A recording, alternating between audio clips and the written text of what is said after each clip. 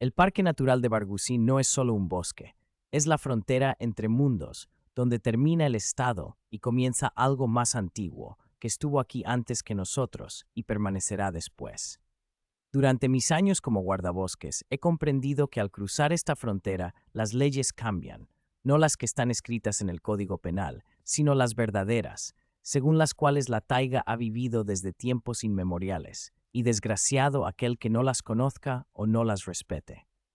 Me llamo Mikhail Stepanovich Javarov, ahora soy un anciano, pero en el 92, cuando llegué al parque, tenía 45 años. Antes de eso regresé de Afganistán, donde serví como intérprete militar durante 7 años, interrogando prisioneros, trabajando encubierto, leyendo mentiras en los ojos de aquellos que por la mañana juraban lealtad y por la noche traicionaban. Después de la desmovilización, intenté vivir normalmente. Trabajé en el distrito militar de Ulan-Ude, pero no funcionó. Las paredes de la oficina me oprimían. La gente me irritaba con su mezquindad, y por las noches no tenía pesadillas, sino conversaciones en un idioma extranjero, donde cada palabra podía significar vida o muerte. Mi esposa Valentina aguantó un año mi silencio y desconfianza. Luego, empacó sus cosas, se llevó a nuestra hija Katia y se fue a Irkutsk, diciendo que yo me quedaba en las montañas y que en casa había regresado alguien ajeno. Cuando redujeron los puestos en el distrito militar, el jefe, que conocía mi historia, me ofreció un puesto de guardabosques en el Parque Natural de Barguzín. Dijo que allí estaría más tranquilo, casi no habría gente, solo silencio. Acepté sin pensarlo, pensando que escaparía del pasado en la taiga, pero resultó que en la taiga el pasado te alcanza aún más rápido. Simplemente llega no en pesadillas, sino en la realidad. Hay eventos que dividen la vida en antes y después, y para mí ese evento no fue la guerra en Afganistán ni el divorcio de mi esposa, sino 5 días en noviembre de 1995, cuando moría y le contaba a unas ancianas desconocidas que había jurado llevarme a la tumba. El 15 de noviembre de 1995 cayó la primera nevada real, no la mezcla de nieve y barro de octubre, sino una nieve densa y crujiente en la que las huellas se leen como en un libro. Salí a dar la vuelta a las 4 de la mañana, todavía oscuro. En el caballo Semyon Mango, el viejo Ewing, fui al puesto por sal y de paso noté que había huellas frescas de motonieve en el antiguo camino de los geólogos. Una motonieve en noviembre en esa soledad es una clara señal de que alguien está cazando al Borja. El Borja, un pequeño animal del tamaño de un perro, pero la piel de su macho vale una fortuna. En los años 90, los comerciantes chinos solían merodear por la frontera como en su casa, pagando por gramo de piel, tanto como un guardabosques no ganaría en medio año. Si es que llegaba a recibir su sueldo en el cuarto mes, no pagaban, vivían de lo que la taiga les daba. A unos 12 kilómetros de mi casa, noté huellas de movimiento evidentes. A las 8 de la mañana ya estaba en el lugar, cuando el sol apenas doraba las copas de los abetos. Encontré las huellas de inmediato. 2 personas pasaron 3 días antes, arrastrando algo pesado, según la profundidad de las pisadas. Tuve que esperar mucho. El primer día fue en vano. Solo una ardilla sobre mi cabeza se quejaba de que ocupaba su árbol. Encontré los cuerpos al día siguiente en algún claro, pero por los impactos parecía que habían sido disparados con un rifle de caza y también con ráfagas automáticas. Al caer la tarde empezó a hacer frío. El termómetro que llevaba en la mochila marcaba menos 18 grados. Acampar con esta temperatura sin una estufa era arriesgado. La comodidad era dudosa, pero un fuego ahuyentaría a los furtivos a la distancia. Así que me acomodé justo debajo del cedro, extendí una capa de ramas, me puse todo lo que tenía. El abrigo de plumas, la tienda militar encima, metí los pies en la mochila. Con ráfagas de frío durante media hora, el frío no permitía olvidarse por mucho tiempo. Tenía que levantarme, hacer sentadillas, mover los brazos para activar la circulación. Al segundo día, alrededor de las 3 de la tarde, cuando el sol ya se inclinaba hacia el horizonte y las sombras se alargaban, escuché el crujido de ramas desde el lado del antiguo camino. Al principio pensé, un alce. A menudo caminan por los claros en busca de ramas tiernas, pero luego distinguí voces. Leonca maldecía en voz alta con su característico lenguaje soez. Se quejaba de que las trampas estaban vacías. En vano andan estos días, no han atrapado a ninguna liebre. Vitka lo reprendía. Su voz era tranquila, pero con un matiz de peligro, propio de quienes están dispuestos a actuar en cualquier momento. Decía que revisaría las trampas más lejanas y que los chinos se llevarían todo, que solo esperarían hasta el día 20 y luego se irían. Caminaban por el sendero sin ocultarse, aparentemente seguros de que nadie los sorprendería en medio de la nada. Comprobé el mosquetón. La bala estaba cargada, el seguro estaba quitado. Esperé a que se acercaran a la primera línea de trampas. Salí de detrás del cedro y me identifiqué con toda formalidad. El inspector jefe del Parque Natural de Javarov, Borusinsky, ordenó que pusiera el arma en el suelo. Hay que reconocerlo. La reacción de ambos fue instantánea. Leonka ni siquiera se dio la vuelta, sacó la escopeta de la funda y Vitka en ese mismo instante saltó hacia un lado, desenvainando su mosquetón. No hubo tiempo para pensar. Disparé instintivamente, como me enseñaron en el campo de tiro. La bala alcanzó a Leonka en el hombro, lo giró, la escopeta se le cayó de la mano y se hundió en la nieve. Pero mientras giraba el cañón hacia Vitka, me di cuenta de que llegaba tarde. Él ya estaba apuntando. En sus ojos no había ni miedo ni dudas, solo una fría determinación de alguien que ha matado antes y está dispuesto a hacerlo de nuevo. El disparo del mosquetón resonó en el aire helado como un cañonazo y sentí el impacto. Fue como si me golpearan en el pecho con un martillo. La bala entró por debajo de la clavícula derecha y salió por la espalda, perforando el pulmón. Cosas extrañas. No sentí dolor, solo sorpresa y una especie de resentimiento. ¿Cómo es posible? Me identifiqué, advertí, actué conforme a la ley, pero mi cuerpo ya caía en la nieve y aún logré apretar el gatillo, más por reflejo que por conciencia. Vitka gritó y se agarró la pierna, pero se mantuvo en pie. Yacía en la nieve y escuchaba cómo el aire salía silbando por el agujero en mi pecho, junto con la sangre, burbujas, espuma rosada, como si fuera un fuelle perforado. Eso se llama neumotórax, cuando el aire entra en la cavidad pleural y el pulmón colapsa como un globo pinchado. Sabía de esto por los cursos de medicina de campo militar que hice antes de Afganistán. Sabía que sin ayuda urgente, una persona con una herida así no vive mucho tiempo, unas pocas horas, si tiene suerte. Los hermanos no se detuvieron en la nieve, mientras la madre, maldiciendo entre dientes, arrastraba perezosamente la cuerda hacia la moto de nieve. Escuchó cómo el motor se apagaba, cómo crujía, alejándose, luego se hizo silencio. Solo se escuchaba el crujir de la nieve. La luz se desvanecía lentamente, burbujeaba como agua en un tubo salado. Intentó levantarse, solo logró ponerse de rodillas. La sangre goteaba en la nieve, se esparcía en manchas oscuras, como tinta en un papel mojado. Se dirigió hacia el campamento, a 12 kilómetros, se decía a sí mismo, solo 12. Se puede llegar en un día a pie, pero a los pocos metros se dio cuenta de que no podría.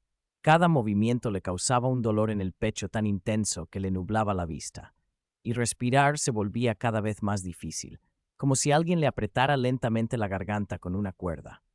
Se puso de pie con dificultad, apoyándose en el árbol más cercano, y se fue, agarrándose a los troncos, dejando huellas sangrientas en la corteza. 3 kilómetros. Eso fue todo lo que pudo recorrer. Sus piernas cedieron por completo. Arrastrándose por el borde del acantilado hacia el agua, pensaba en pizza, su boca tan seca que la lengua se pegaba al paladar. Pero el agua no bajaba por su garganta, burbujeaba, volvía a salir junto con la sangre. Se sentó bajo un viejo abeto, apoyando la espalda en el tronco. El frío ya no se sentía, al contrario, empezó a sentir calor. Incluso calor. Quería quitarse el abrigo, pero sus manos no le obedecían. Sabía que era una mala señal cuando a alguien que se está congelando le da calor, significa que el final está cerca. Imágenes del pasado comenzaron a desfilar ante sus ojos. No toda su vida, como prometen, solo fragmentos. El rostro de Lentina cuando dijo que se iba, los ojos del chico afgano en el interrogatorio, la risa de Katya con sus dientes brillantes. No recuerda cuánto tiempo estuvo así. Tal vez una hora, tal vez más. Se despertó al sentir que alguien lo sacudía por el hombro. Abrió los ojos. Encima de él se inclinaba un rostro arrugado con un gorro de reno. Semyon Mango, el viejo Evenki, con quien a veces tomaban té en el campamento cuando pasaba por allí. Preguntó si estaba vivo, pero él ya lo había visto todo. Sangre en la nieve, un agujero en el abrigo, su rostro ensangrentado. Apenas murmuró que habían herido al soldado. Y de Art volvía a brotar la espuma rosa. Simeón negó con la cabeza, murmuró algo en su idioma, ya sea maldiciones o invocaciones espirituales. Luego dijo que el hospital estaba a 70 kilómetros. No llegaría. En el camino se moriría. Pero está María Ivanovna en el manantial helado, a 8 kilómetros de aquí. Ella ayudará si quiere. Me trasladó a un trineo, el anciano, de 70 años. ¿De dónde sacó fuerzas? Me envolvió con pieles, me ató para que no me cayera y llevó a los renos cuesta arriba por el desfiladero, hacia el invierno, hacia la civilización, hacia lo más profundo, donde estaba la vieja cabaña de los etnólogos junto al manantial helado, y en ella vivía la mujer de la que en el pueblo hablaban en voz baja y se persignaban. Recuerdo mal el camino. A veces caía en el olvido, a veces emergía por los sacudones. Los renos avanzaban por la nieve profunda, el vapor de su aliento se elevaba en el aire helado. Simeón cantaba algo en su idioma, monótono y prolongado, como cantan los chamanes. Tal vez de verdad estaba invocando, pidiendo a los espíritus para llegar con vida. La cabaña apareció de repente, tras la curva del desfiladero, en un claro pequeño. La vieja cabaña con hojas marchitas en el techo de paja, una chimenea humeante. Al lado un montón de leña cubierto con corteza y una botella de aguardiente. Pero no había perros. El silencio era tan denso que el zumbido en los oídos parecía estruendoso. Simeón no gritó para llamar, simplemente acercó los ciervos al porche y esperó. La puerta se abrió sin chirriar y en el umbral apareció una mujer, no muy alta, con un pañuelo oscuro, un chaleco y un cinturón atado a la cintura. Su rostro era común, como tantos. No era vieja, pero tampoco joven. De todos los rasgos que no se olvidan a primera vista, solo sus ojos eran especiales, grises como el agua de un río en un día nublado. Miraban como si pudieran ver a través de uno. Le dijo a Simeón que sabía por qué había venido. Su voz no era fuerte, pero era firme y se entendía claramente. Discutir era inútil. Le ordenó llevarme a la cabaña. ¿Cómo me llevaron? No lo recuerdo. Me desperté en un banco de madera, y ella estaba allí, la curandera del manantial helado. Cortó mi chaleco y camisa. Sus manos eran firmes, seguras como las de un cirujano. Miró la herida, sacudió la cabeza y le dijo a Simeón: una herida superficial, roce, sangre en la cavidad pleural. En el hospital habrían puesto un drenaje, lo habrían drenado, pero ella, solo hierbas hasta la oración. Luego se volvió hacia mí, me miró a los ojos. Buscaba algo y lo encontró. Llevas en ti las muertes ajenas, cazador. Las veo, muchas, demasiadas para una sola persona. Te están consumiendo desde adentro. Peor que esta herida. Voy a curarte, pero con una condición. Me contarás sobre cada muerte que hayas presenciado y en la que hayas participado. No me lo contarás a mí. No sé a quién, pero debes decirlo. ¿Cuánto tiempo has guardado silencio? 7 años, 8. Tu silencio te está matando. Estoy de acuerdo, me curaré. No, Simeón te llevará de vuelta bajo la hojarasca. ¿Qué podía responder? Solo asentí. Ya no tenía fuerzas. Pasé 5 días en esa choza entre la vida y la muerte. María Ivanovna me alimentaba con brebajes y pociones cuyos nombres desconocía, amargos, espesos, que dejaban un sabor a tierra y corteza en la boca. Lavaba la herida con algo que olía a huevos podridos, pero que extrañamente aliviaba la inflamación. Hacía compresas con una mezcla de hierbas recogidas no sé dónde, susurraba algo sobre ellas. No eran oraciones cristianas, algo diferente, antiguo. Pero la verdadera cura no estaba en las hierbas. En la fiebre, cuando la temperatura subía por encima de 40 grados y ya no sabía dónde estaba, empezaba a hablar. Al principio incoherencias, fragmentos de frases en Dari y Pashto que recordaba de Savgan. Luego, cuando la fiebre cedía y llegaban momentos de lucidez, contaba conscientemente, no porque quisiera, sino porque no podía callar. Las palabras fluían solas, como la sangre de una herida. Conté sobre el primer interrogatorio en Kandahar. Tenía unos 17 años, no más. Miraba con ojos de lobo desde debajo de sus cejas fruncidas. El mayor Kosarev golpeaba en los riñones, llevando el interrogatorio con método. Yo traducía preguntas y respuestas, fingiendo no ver la sangre en los labios del chico. Cuando Kosarev sacó una foto de una niña de unos 14 años y dijo: traduce lo que le diremos, si no habla, yo traduciré. El chico cedió, reveló un escondite con armas. Una semana después llegaron las noticias. Los enemigos asesinaron a toda su familia por traición. Encontraron a su hermana en un pozo. Habló sobre Ahmad, nuestro informante en Bagram. Trabajó con él durante 6 meses, tomó té en su carpa, jurando lealtad a Dios y a nosotros, y odiando a los enemigos por matar a su hermano. Luego, llevó a nuestro grupo de reconocimiento a una emboscada en Panjshir. 3 chicos murieron: Sergei de Voronezh, Kolya de Perm y Vadik de Rostov. Yo resulté herido, pero sobreviví milagrosamente. Después, los propios mujahidines de Ahmad lo capturaron. Decidieron que era un agente doble. Lo torturaron durante 3 días, sacándole los ojos. Antes de morir, gritaba que el traductor ruso le prometió salvar a su familia, y yo realmente lo prometí, y realmente lo traicioné. Contó sobre el último interrogatorio antes de la desmovilización. Con Belistorik, un viejo barbudo, en Chalma. Guardó silencio como un partisano. Kosarev se cansó de golpearlo, se fue a fumar. El anciano me miró y dijo en ruso claro: «Sé que entiendes que no soy enemigo, pero guardarás silencio porque ya no te importa». Y tenía razón, realmente ya no me importaba. Sabía que no era un combatiente, simplemente estaba en el lugar equivocado en el momento equivocado. Pero guardé silencio. Lo fusilaron al día siguiente. En el cuarto día, cuando el calor disminuyó y pude sentarme apoyándome en una estaca, María Ivanovna me mostró una fotografía. Un joven soldado sonriendo con dientes blancos y parejos. Mi sobrino, Kolya, Nikolai Voronov. También fue traductor como tú. En diciembre del 87 envió su última carta. En enero del 88 desapareció sin dejar rastro. Su madre, mi hermana, murió de pena. ¿Quizás has escuchado algo al respecto? Conocía esta historia. Nikolai Voronov de la unidad vecina fue capturado por los guerrilleros. Se entregó para que liberaran a 2 de nuestros soldados heridos, jóvenes reclutas de 18 años. Los enemigos liberaron a los soldados, pero dejaron a Nikolai. Lo torturaron durante una semana, exigiendo que se convirtiera al Islam y luchara contra los infieles. Él se negó. Entonces lo enterraron vivo, dejando solo la cabeza afuera. Murió en 3 días. Nosotros lo encontramos cuando ya era demasiado tarde, pero dije otra cosa. Dije que murió por un disparo de un francotirador. Fue instantáneo, no sufrió. María Ivanovna me miró fijamente durante mucho tiempo. Luego asintió. Dijo: «Mientes, pero gracias por mentir humanamente. A veces la verdad es más aterradora que la muerte». Al quinto día, cuando ya podía levantarme e incluso caminar por la cabaña, llegaron los tiradores. No sé cómo nos encontraron. Tal vez siguieron la sangre, tal vez alguien los delató. Escuché el ruido de la moto de nieve en el claro y cómo Vanya gritó que saliera. María Ivanovna agarró un pañuelo, sacó algo del horno y salió al porche. Me escondí debajo de la cama y miré. Los hermanos estaban junto a la moto de nieve. Lenya con el hombro vendado, Vanya apoyado en un bastón, su pierna cojeaba después de mi disparo. Vanya exigía que le entregaran a Yegor. Sabían que no era asunto de ella. Ella preguntó de quién se trataba. Él explicó. Yegor los había disparado. Querían ajustar cuentas de manera justa.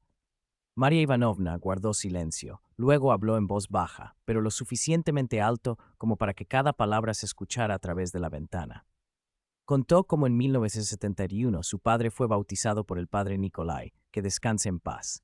Era una buena persona. Su padre los denunció por destilar aguardiente ilegalmente. Lo arrestaron en un campo y murió un año después. A las 2 hermanas las llevaron a un manicomio. Una murió allí, la otra salió, pero ya no era humana. Se fue sola al bosque y ha vivido allí durante 24 años. Su padre luego murió borracho junto a la cerca. Parece que la conciencia lo carcomió, si es que la tenía. Ahora han regresado, y les dice que se vayan. Si se van ahora, seguirán vivos, si no, no los encontrarán en primavera. Lenka se movió, tenía un cuchillo, pero el viejo lo detuvo. Había algo en la voz de la anciana que me puso la piel de gallina incluso en el frío estancado. No era una amenaza, era como si hubiera dicho que mañana nevaría. Después de un rato, miró la cabaña, el bosque a su alrededor, escupió en la nieve y dijo: «Está bien, abuela, pero dile al cazador que esto no es el final». Se dieron la vuelta y se fueron. María y Ivanovna regresaron a la cabaña, pusieron en un rincón lo que habían sacado del horno. Vi un viejo mosquete cargado. Dijeron que no volverían más. El viejo entendió. 2 días después pude caminar, cojeando lentamente. Semyon vino y me llevó al puesto de guardabosques. María y Ivanovna me dieron un paquete con hierbas. Me pidieron que las preparara en infusión para el insomnio, una pizca por vaso, no más, fuerte pero con carácter. Y me pidieron que llevara a Lisa, la esposa de Semyon, al hospital cuando llegara el momento de dar a luz en febrero. Prometí llevarla. Ella dijo que era nuestro trato. ¿Qué le contó a ella? ¿Se queda conmigo? Llevó eso durante 7 años. Es suficiente. En febrero de 1996, realmente llevé a Lisa Mongo al hospital de Angarsk. Llegué a tiempo, dio a luz a un niño sano y llorón. Semyon quería llamarlo Mijail en mi honor. Le pedí que lo llamara Nicolás, en honor a una buena persona. Semyon no entendió, pero lo llamó Nicolás. En abril encontraron a los tiradores. Se habían hundido en el hielo en un manantial frío. La primavera temprana fue fuerte, el hielo en el taiga. Estaban borrachos en la moto de nieve, corriendo por el campo. Así lo escribieron en el informe, pero yo sabía que el hielo en el manantial frío siempre se mantiene fuerte incluso en abril. El calor subterráneo no permite que se congele demasiado, pero tampoco permite que se descongele antes de tiempo. Y María Ivanovna, ella sabía muchas cosas. Sabía qué hierbas curaban y qué hierbas podían hacer que una persona durmiera tan profundamente que ni siquiera se diera cuenta de que su salud se estaba deteriorando.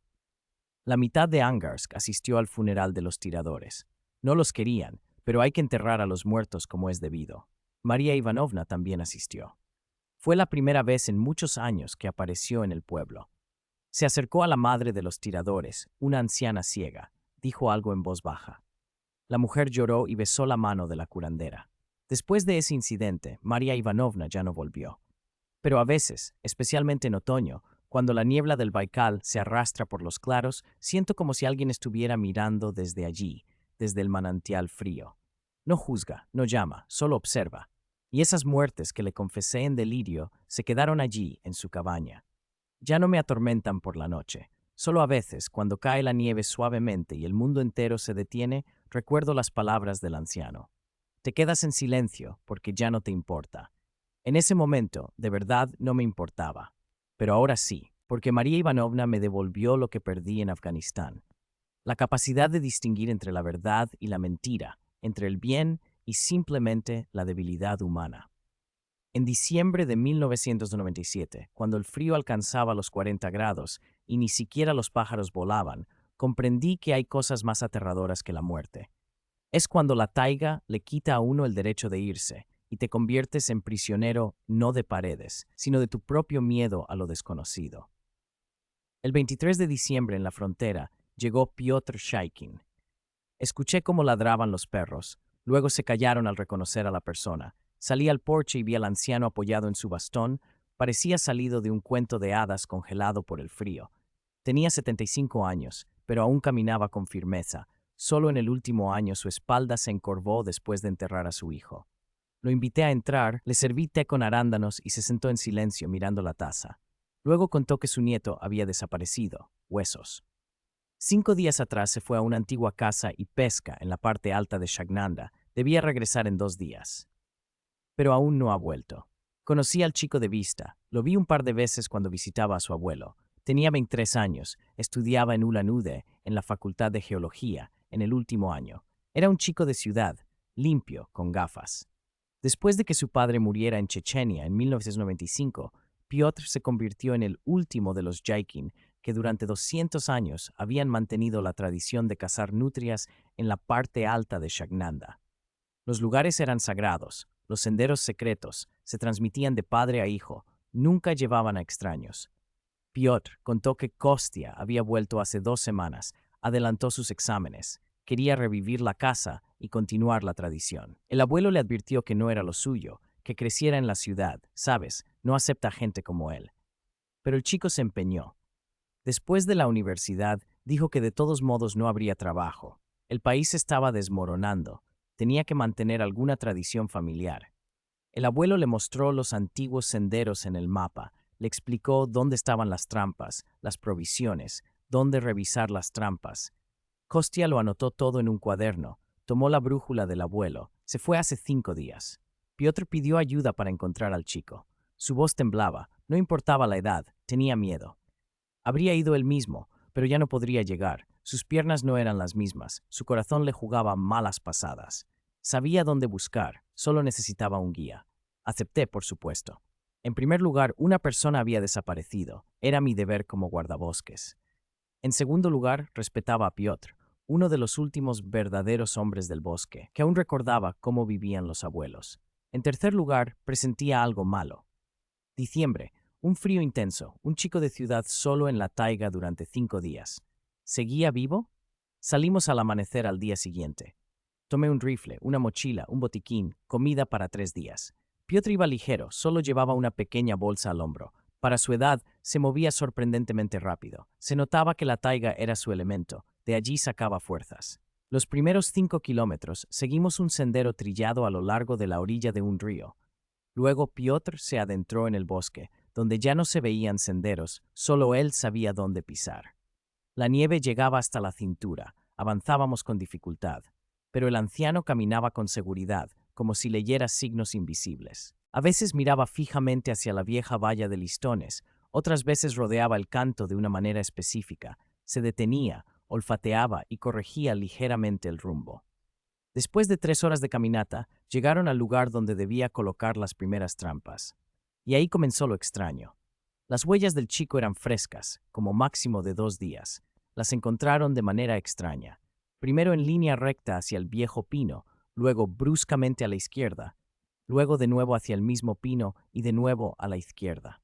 Daba vueltas como si se hubiera perdido en un lugar llano. Piotr examinó las huellas, sacudió la cabeza. Dijo que el chico no debería perderse aquí. El lugar era sencillo, con puntos de referencia claros. A 1 kilómetro se veía la estrella polar sobre 2 pinos por la noche.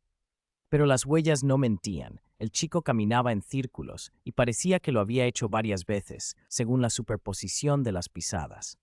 Continuaron siguiendo las huellas, y después de 1 kilómetro la escena se repitió. Kostya llegó a un arroyo, lo cruzó, luego regresó, cruzó de nuevo en el mismo lugar y volvió a regresar. Así 4 veces, como si no pudiera decidir en qué dirección ir, aunque el pantano estaba justo al otro lado del arroyo, a 300 metros. Al mediodía llegaron al pantano, una antigua construcción de los años 60, sobre pilotes para que los osos no pudieran alcanzarla. La puerta estaba abierta, las huellas llevaban hacia adentro, y muchas huellas de pisadas en la entrada. Subieron por la escalera, miraron adentro. Kostya estaba sentado en un rincón sobre pieles de reno viejas, con las rodillas cerca del mentón, mirando fijamente a un punto, vivo, pero con una expresión extraña. No parecía delirante, ni herido, pero como si no estuviera allí. Ni siquiera se sorprendió al vernos. Piotr se acercó a él, lo sacudió suavemente por el hombro. Kostya despertó, parecía reconocer al abuelo, pero lo primero que dijo me puso en guardia. Dijo que el dueño no lo dejaba ir. Llevaba 3 días intentando irse, pero cada vez volvía al pantano. El oso lo hacía dar vueltas y lo enviaba de vuelta. Señaló hacia un rincón del pantano donde las tablas del suelo estaban levantadas. Nos acercamos y miramos. Debajo del suelo, en un escondite especial, había paquetes.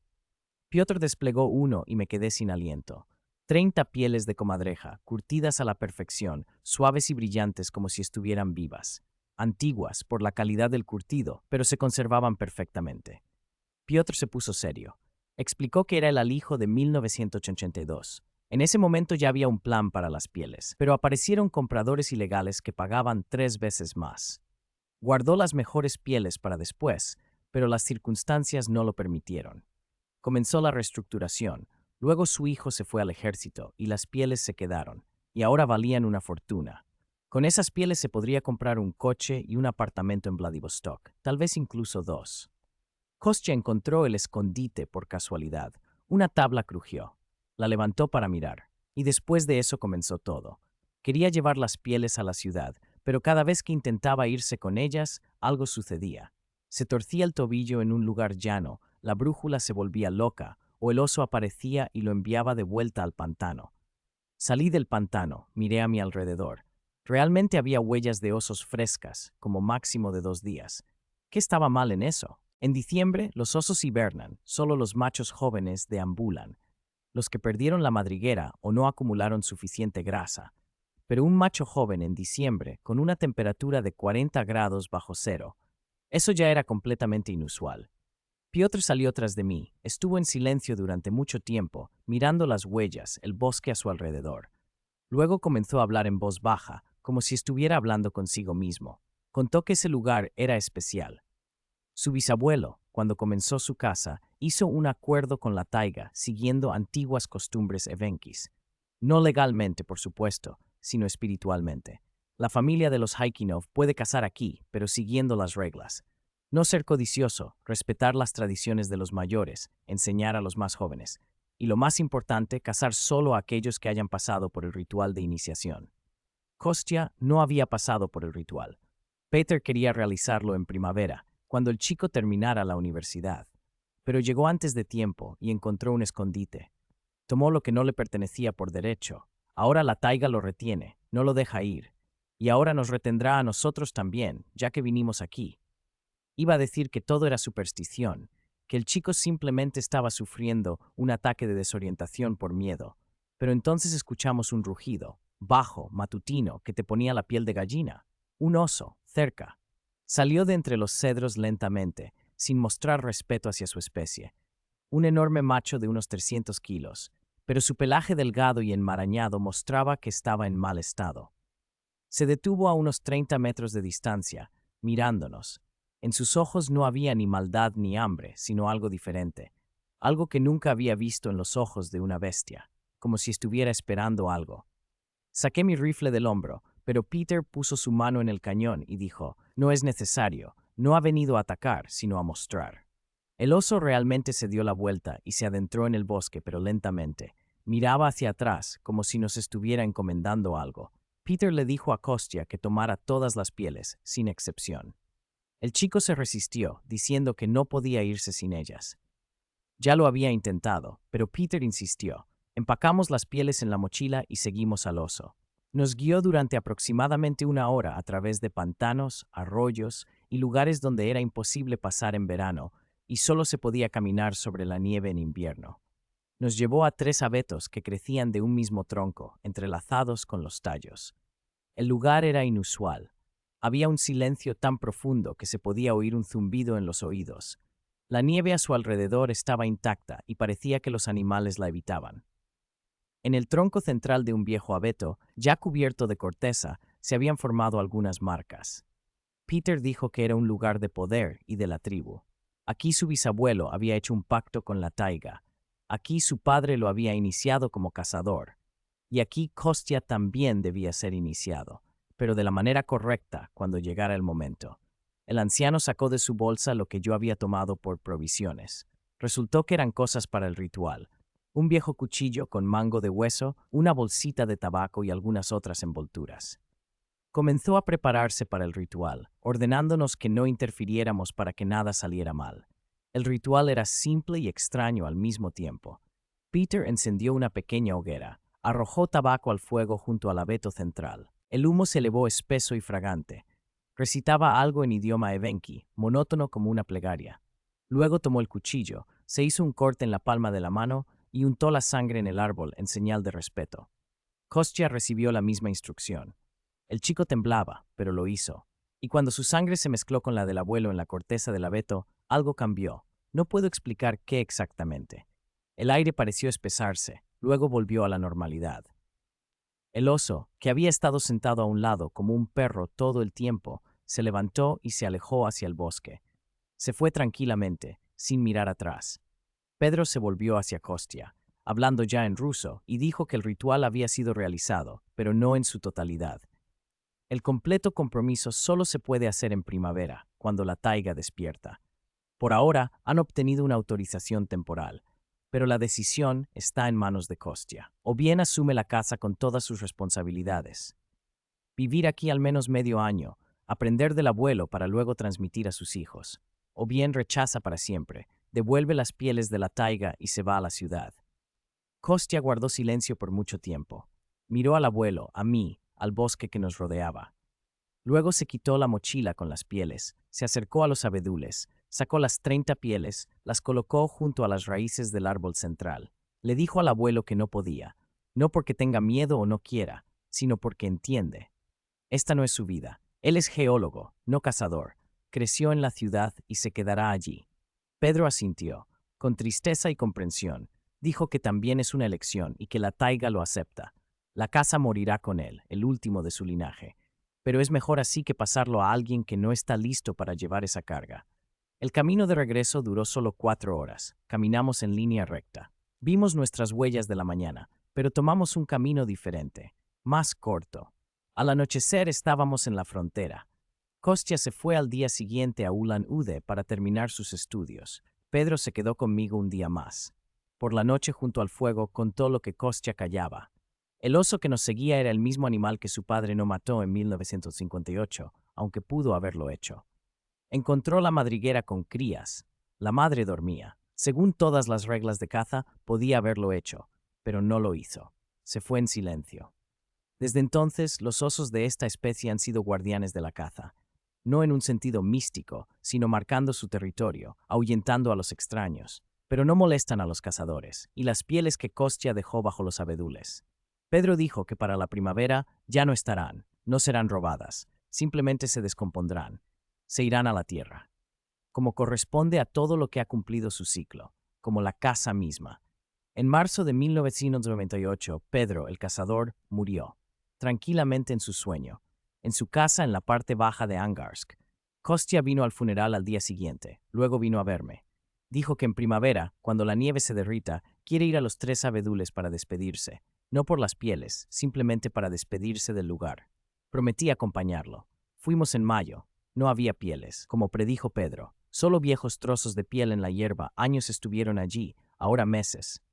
Kostya siempre está cerca de los abedules, murmuró algo. Quizás se estaba despidiendo, quizás pedía perdón. Luego nos fuimos y nunca más regresó a la taiga. Fue hace mucho tiempo. Parece que fue ayer.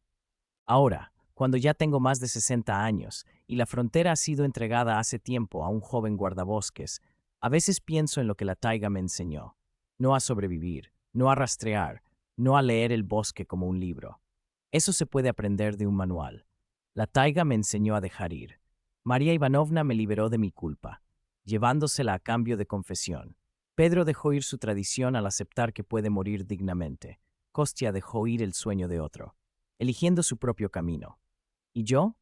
Aprendí a dejar ir el pasado que llevaba sobre mis hombros como un herido lleva a su compañero muerto, sin creer que esté muerto. A veces voy a Nizhny Angarsk, paso por la casa donde vivía Pedro. Ahora viven otras personas allí. María Ivanovna falleció en el invierno del 2001, tan silenciosamente como vivió. El manantial helado está abandonado, la cabaña de invierno se ha derrumbado, pero los lugares de poder no desaparecen. Simplemente esperan. Puede que no a nosotros, puede que a quienes vengan después, o tal vez no esperen a nadie. Simplemente existen, y ya está, como la taiga misma.